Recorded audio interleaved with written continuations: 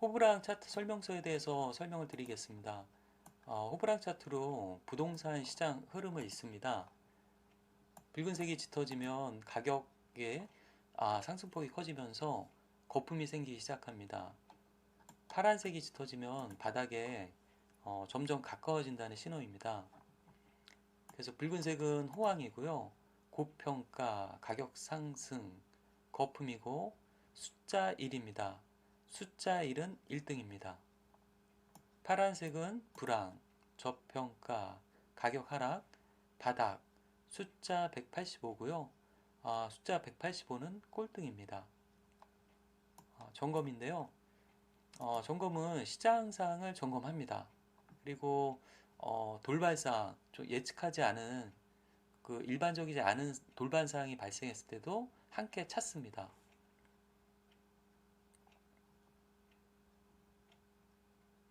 그래서 앞서 설명을 드렸었는데요. 붉은색은 호황이고 파란색은 불황이다. 이렇게 좀 확인할 수가 있습니다. 그래서 울산 쪽을 보면요. 울산은 19년도 4월에는 파란색이었습니다. 그래서 불황이었고요. 그게 이제 20년 4월로 점점 넘어오면서 호황으로 바뀌고 있습니다. 채팅창을 조금 살짝 옮겨 놓고요.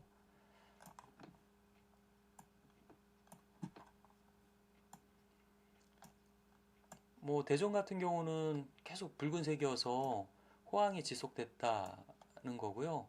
뉴스 같은 데서 보면 이제 대전이 순위에서 서울하고 대전하고 엎치락 뒤치락 1등을 했었던 그런 기억이 있습니다. 네, 그렇고요. 그다음에 뭐 살짝 밀리는 구간도 있긴 한데요. 뭐 뒤로 또 넘어가 보겠습니다. 뒤에서 사례를 들어서 설명을 합니다.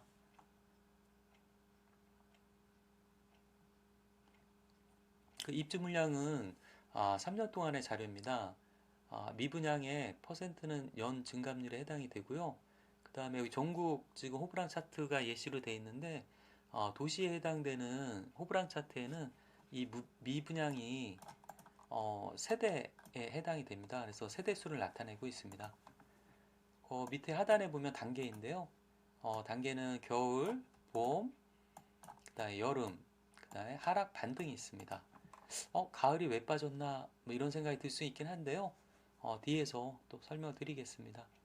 그래서 이제 사계절 호불랑 차트를 볼 건데요. 사계절처럼 겨울, 봄, 여름, 가을로 넘어갑니다. 그래서 호불랑 차트는 이렇게 좀 나와 있고요. 왼쪽 편부터 보면 왼쪽 편이 등수예요. 숫자 185라는 게 왼쪽 편에 보일 텐데요. 185등, 꼴등입니다. 그 다음 위쪽을 보면 왼쪽 편 위쪽에는 숫자 1자가 보입니다. 그래서 얘는 숫자 1, 1등입니다. 해서 겨울은 포기가 나타납니다. 포기. 그다음 이제 봄이 되면 상승 시작을 하고요. 그래서 겨울하고 봄 사이에서는 고수들이 이렇게 진입을 합니다. 그 다음에 이제 상승 시작하는 구간, 봄이 도래됐을 때는 투자자들이 들어오기 시작합니다. 그리고 이제 가격이 올라갑니다. 그러다가 이제 욕심 단계가 되면 실수요자들이 진입을 합니다. 그리고 나서 이제 욕심에 의해서 1차 상승이 나타나고요.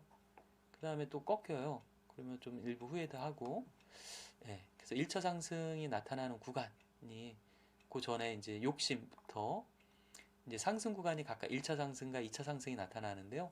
이런 구간은 여름에 해당이 됩니다. 붉은색 글씨에. 예, 참고하면 되고요. 그 다음에 가을이 이제 혼돈의 시장입니다.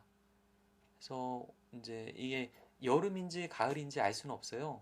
가을을 정확하게 알 수 있다라고 하면 매도 타이밍입니다.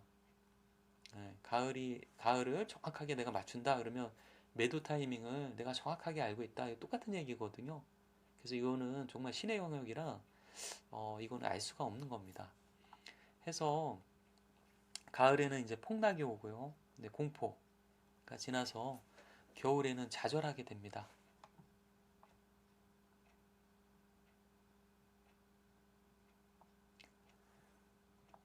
그래서 앞쪽에서 설명을 드렸는데요. 겨울, 불황, 좌절, 포기, 봄, 회복, 상승, 시작. 그다음에 봄의 끝무렵에는 욕심, 여름은 호황으로 1차 상승, 탐욕으로 2차 상승, 가을은 혼돈의 시작, 폭락으로 공포. 이렇게 이어집니다.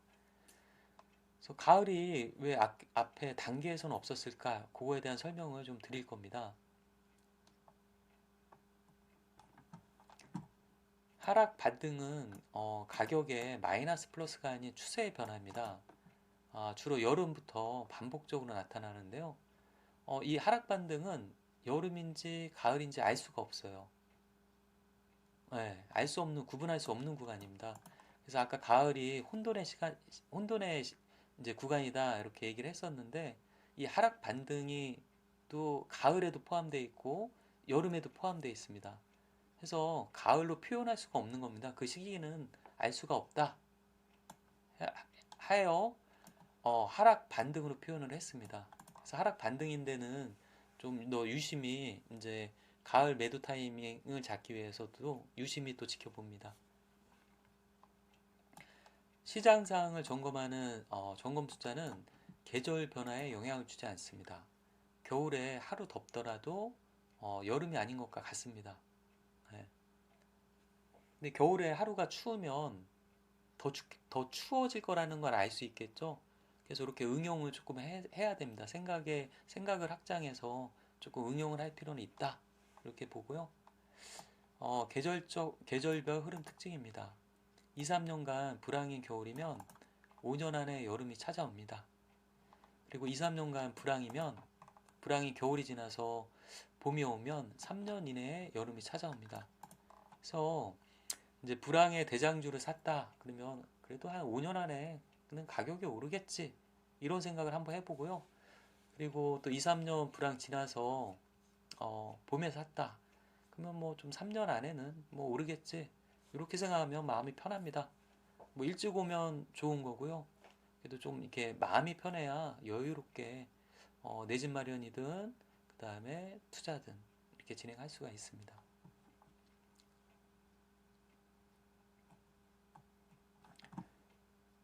계절별 상품 진입 시기에 대해서 알아봅니다. 겨울에는 A급 아파트, 그 다음에 경매 분양이 좋고요. 봄에는 B급 아파트, 재개발, 재건축 진입하기 좋습니다. 봄 중반에는 C급 아파트, 빌라가 좋고요. 가을에는 혼돈의 이제 구간이죠. 이때는 지식산업센터, 상가를 준비합니다. 가격이 폭등하는 붉은색 구간, 여름 중복에는 매수하지 않습니다. 소문나고 폭등할 때는 가도 크게 재미 못 봅니다. 그래서 매수하지 않습니다. 호불호 차트에 대해서 앞서 제가 이제 강의했던 그 리더분께서 좀 정리를 해달라고 요청을 하셨어요. 그래서 글귀에 좀 정리를 했는데요. 간단히 읽습니다. 읽기 쉽습니다. 빠릅니다. 정확합니다. 이 정도로 하겠습니다. 한번 읽어보시면 되고요. 뭐 강의 후기도 남긴 게 있습니다.